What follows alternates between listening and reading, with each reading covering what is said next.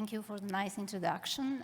Thank you for Professor Dizdarevic and all organizing scientific committee who invited me to present our results in cardiac amyloidosis. I have no financial interest. Learning objectives of this presentation will be just a reminder about the different types of cardiac amyloidosis, and also I would like to present our cases, which are quite tricky sometimes.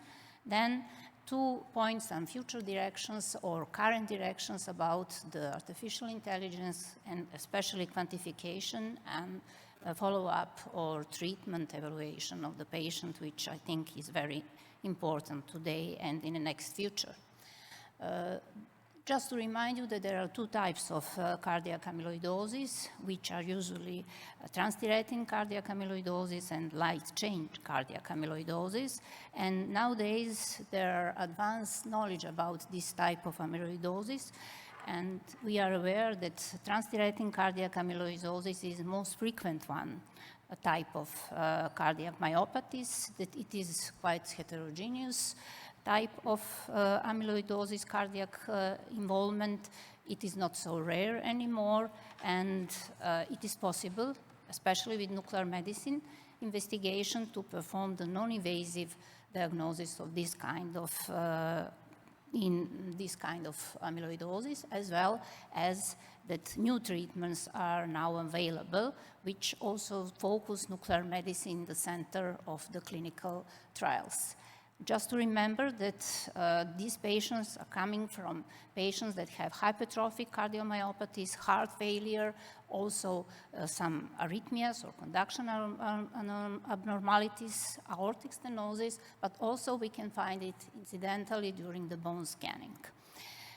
Multimodality imaging is something most important in nuclear diagnostics of heart amyloidosis, and among those imaging modalities, nuclear medicine is very important, either using gamma rays, radiopharmaceuticals, gamma emitters, either positron emitters. Regarding gamma emitters, these are our well-known bone-seeking agents, but we still don't know the mechanism why the 3 of them bind to the transthyretin amyloid in the extracellular space of the myocardium, and while not the MDP have very low sensitivity for this. There are several explanations, but the latest one is that behind or above the attachment to the calcium that we have on the amyloid fibrils, there is a specific stereotoxic and chemotoxic similarity between anorganic and organic parts of the transthyretin amyloid fibrils. These are the typical grades that since 20 years ago, Perugini introduced from grade 0 and 1 to grade 3, 2 and 3, which is the positive findings. We also have to be aware about the false positive and false negative findings, which is important to understand in interpretation. Therefore, we have, since 2016 until now, several guidelines to help us to standardize the treatment, the diagnosis. And one of the latest, which we also take in our clinical practice, is published in 2023 from the European Society of Cardiology about the management of cardiomyopathies. And you can see that when the patient had a red flag and strongly suggested for cardiac amyloidosis, then the nuclear medicine investigation as well as the hematological test are the most important one to make the diagnosis. Sometimes it is not so easy to do it and to make the diagnosis, especially in the patients who had the grade 1 of the accumulation of the radiopharmaceuticals. And this is the situation when we either have to follow up the patient for 6 months or 1 year, or to perform biopsy if there is a strong clinical suggestion for cardiac amyloidosis. I would like to show you some of our interesting or tricky cases that we have in our clinical practice, and we have a really good experience in these investigations. We have about more than 200 patients that we investigate and about 25 positive cases, but we also have 18 positive light chain amyloid cases in which 2 of the patients has the positive findings on bone scintigraphy. This case is a tricky one because first the patient was coming from this part of the world.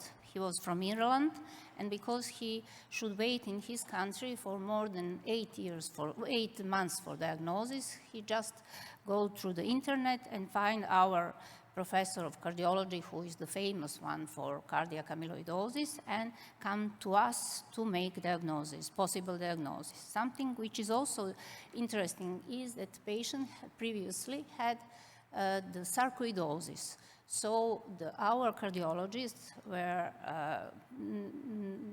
have to make differential diagnosis between the sarcoidosis, potentially heart sarcoidosis, and amyloidosis. And after typical findings on echocardiography, also magnetic resonance imaging with a late gadolinium enhancement, they send the patient to us, and we perform the bone CT scintigraphy with pyrophosphate and have the high accumulation in left ventricle, but also quite good in the right ventricle of in the patient. Because of the anamnestic in anamnesis that he had sarcoidosis, they performed the laboratory testing, excluded the light chain amyloidosis, and also with laboratory tests, they are quite sure that it is the cardiac amyloidosis, transthyretin cardiac amyloidosis. They perform also the coronary artery angiography, which was completely normal, but finally they should like to be confirmed that it is the transthyretin cardiac amyloidosis, and the Congo Red confirmed that it was the transthyretin cardiac amyloidosis. He returned to Ireland and received the tafamidis as a therapy. Second case was also the patient who had the typical findings on echocardiography, which is highly suspected for the cardiac amyloidosis. And he was referred to us, and they expected that it will be the transthyretin cardiac amyloidosis. We grade it for 2, grade 2. However, they performed the hematological test at the same time, and it happens to be IL amyloidosis. So we can have the positive findings on the bone scan for IL amyloidosis. And the final one is the case where we have the coexisting IL amyloidosis and transthyretin cardiac amyloidosis. It is a patient who is quite old, 76 years old, and he was suspected to have IL amyloidosis because he was diagnosed with smoldering myeloma, which is the precancer for multiple myeloma. And they performed all echocardiography studies as well as magnetic resonance studies, so they actually he was referred from the hematological department to our department, and we expected IL amyloidosis. However, we have a very high accumulation of our radiopharmaceutical, which was confirmed on the SPECT-CT, so I suggested that it is absolutely transthyretin cardiac amyloidosis also, and then they perform something which is very interesting, the genetic testing, and he was finally diagnosed in 76 years old, as a 76-year-old guy with the hereditary type of cardiac amyloidosis. So what can we do to improve our specificity and sensitivity in the patients with cardiac amyloidosis? We can introduce, of course, artificial intelligence to help us to distinguish and to segment with the segmentation and augmentation to better delineate the myocardium and even in the settings of noisy images or contamination of the patient. But something which I think is revolutionary and which we started today is the quantitative bone avid tracer SPECT-CT, and it is the crucial step forward in this field.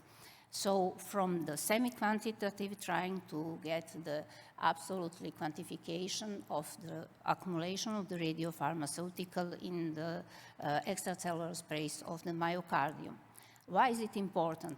Because the transthyretin cardiomyopathy becomes the paradigm of the advancing precision medicine due to early diagnosis, different types of therapy, not only the stabilizers, but also the suppressors in the future and removals. So the patient had the options to change the different type of therapies. Therefore, the quantification and the follow-up of the treatment is very important, and I think that this is now the focus of nuclear medicine role in these settings. The first paper published of treatment monitoring was in 2020, and if you look at the visual scoring, it will be almost the same. Probably all of us will grade 3. However, the quantification was completely different between these 3 patients. It was just published, this paper, that there is a follow-up and treatment evaluation of the tafamidis as a stabilizer. And in the first year, during the first year of therapy, there is a significant reduction of the accumulation of the radiopharmaceuticals, while at the second and third year, there is a stabilizing accumulation and improvement of quality of life of the patient.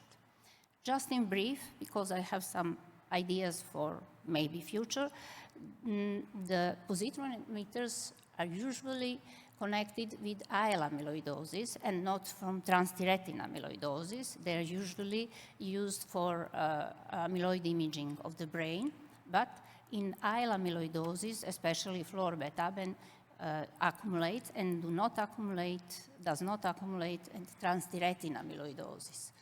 So another new PET imaging radiopharmaceutical, which is labeled with iodine 124, evazumitib, can also accumulate in both transthyretin and IL amyloidosis, but also can show the amyloid burden in different other organs, such as liver, spleen, or lungs, which is also clinically important. So what can we say in the conclusion? That the non-invasive diagnosis of this transthyretin cardiac amyloidosis using our radionuclide imaging has transformed the patient care, reducing the need for invasive biopsies and also